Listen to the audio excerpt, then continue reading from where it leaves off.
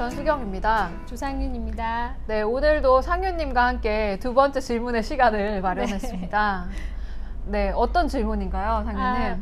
네, 그림 그리면서 다른 사람의 그림이나 네. 작품들을 많이 보거든요. 네. 근데 볼 때마다 이제 모두 주관적으로 그 그림을 해석하고 이해할 텐데 선생님께서는 오랫동안 그림을 그리셨으니까 네. 어떤 시각으로 그림을 감상하시는지 네. 또 저같이 그림을 이제 배우고 그리는 사람들한테 필요한 감상 포인트가 있는지도 궁금하거든요. 네. 그리고 또 동양화랑 서양화랑 보는 포인트가 다르신지도 너무 궁금해요. 이거는 이제 어디까지나 제 개인적인 네. 의견으로 말씀을 드리는 거니까 이제 네. 다른 미술 전문가들은 또 다를 수 있다는 걸 일단 참고를 해주셨으면 좋겠어요. 네. 그다음에 일단 그 작품을 바라봤을 때 아무래도 그 개인적인 시선으로 바라보게 될 수밖에 없는 네. 것 같아요. 본인의 뭐 경험치라든지 아니면은 뭐 사람마다 어떤 작품은 나한테는 되게 좋고 아무리 누가 어떤 사람은 방고 작품이 사람들이 되게 좋아하잖아요. 그래도 네. 어떤 사람은 그 작품이 싫을 수도 있어요. 그렇죠. 그 어떤 사람은 그 작품이 또 좋을 수도 있는 거고. 네. 그러니까 그거는 개인의 어떤 성향에 따라 다른 거라고 생각을 해요. 네. 그 사람이 또 뭘 그렸는지에 따라서. 네.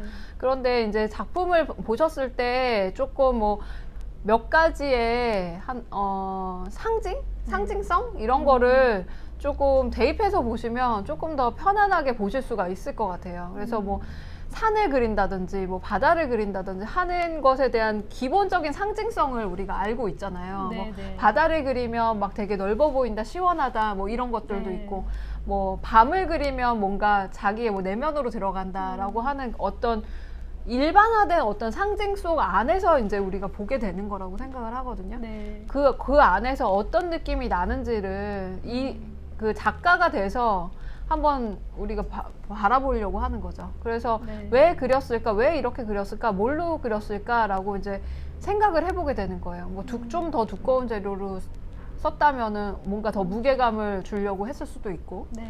네, 그 다음에 얇은 재료로 하려면은 뭐 비쳐 보이게 해서 더 깊이감을 나게 할 수도 있고 하는 그런 재료들에 따라서도 보여지는 그 방식도 다르게 네. 되다 보니까 그렇게 좀 참고를 하시면 좋을 것 같고, 화면 안에서 뭐 인물이 들어가는데 인물을 크게 그렸다 작게 그렸다 하는 거에 따라서도 또 뭔가 어떤 감정이나 정서가 달라지잖아요.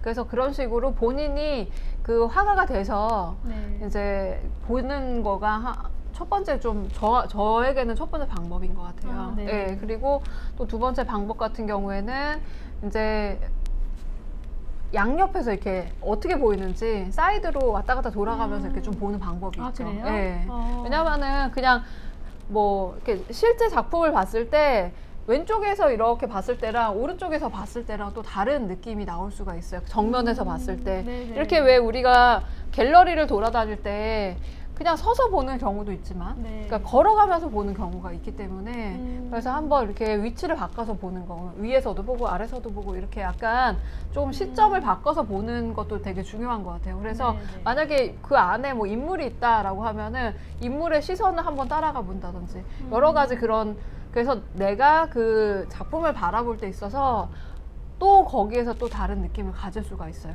그래서 네. 그런 것들도 이제 참고해 보셨으면 네. 좋겠고, 세 번째 같은 경우는 첫 번째랑 좀 비슷한 건데 그 작가가 어떤 사람인지 좀 가늠해 보는 거예요. 네, 그러니까 뭐 내가 작가가 돼서 그림을 바라본다라고 했을 때는 그 작가가 과연 어떤 마음으로 이거를 그렸을까라고 네. 하는 부분을 조금 생각을 해보는 거죠. 그래서 네.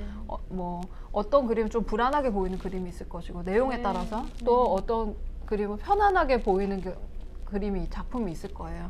그래서 그 사람의 지금 그때 상태가 어땠는지, 어떤 느낌이었는지, 그렇게 그거를 그림을 하나를 분석하면서 그거를 감상을 하다 보면 그 미술사에 대해서도 알게 되거든요. 그래서 네. 그 시대에 어떤 시대 상황이 어땠는지도 조금 아실 수가 있을 거예요. 네, 그래서 이렇게 네. 포괄적으로 그렇게 바라보실 수가 있는 그런 네. 감상 포인트들이 좀 있을 것 같습니다. 네. 물론 감상하는 그 포인트는 굉장히 다양해요. 그래서 뭐 제가 지금 뭐 요 질문으로 다 말씀드릴 수는 없지만 네. 저의 어떤 감상 포인트라고 할 수 있는 부분을 조금 말씀을 네. 드렸습니다. 네.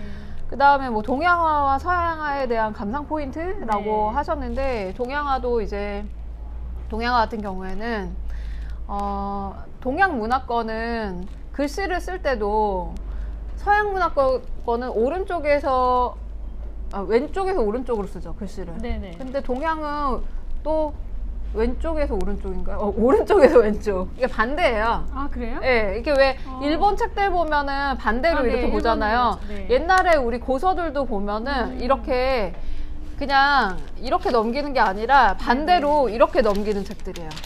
예, 그래서 그 시선에서도 옛날 그림들을 보실 때도 이제 오른쪽에서 왼쪽으로 보는 게 순서거든요. 네, 네. 그래서 그런 좀 다른 점이 있다.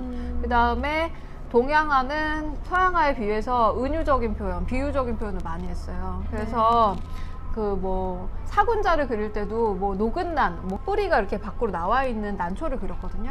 그랬을 때 그 이 나라가 잘 뿌리를 박지 못하고 약간 네. 흔들린다라는 그런 어떤 추상 뭐 비유적인 표현으로 그렇게 네. 하던지 뭐 이런 식으로 좀 뭔가 식물을 그릴 때도 뭔가 비유적인 표현, 동물을 그릴 때도 비유적인 표현, 산수를 그릴 때도 비유적인 표현으로 이렇게 비유를 많이 하는 네. 편이었어요. 그리고 그 반면에 서양화 같은 경우는 개념적인 네. 미술들이 많죠. 그래서 어떤 본인이 생각하는 어떤 개념들을 집어넣어가지고 그리거나 아니면 굉장히 직설적인 그림들이 많죠. 네. 그래서 그런 차이점이 있다고 보시면 될 것 같아요. 그래서 감상 네. 포인트를 이렇게 잡으실 수가 있을 것 같습니다. 네. 네.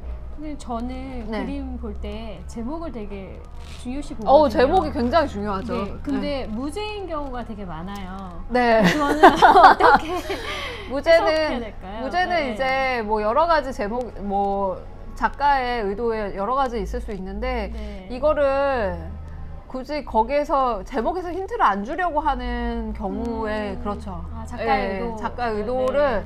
제목에 그냥 보이는 걸 그대로 봐라라고 하는 경우가 많은 것 같아요. 네. 예, 그것도 저 개인의 의견이긴 한데 네. 무제로 해야 되는 뭐 그런 사연이 있겠죠. 아니면은 그림으로서 뭔가 다 네. 이제 그 승부를 보려는 그런 작가들이 무제를 많이 하는 것 같고요. 네네. 제목은 그 제목으로서 연상할 수 있는 뭔가가 있기 때문에 네. 굉장히 저는 중요하다고 생각해요. 네. 작가의 의도를 네.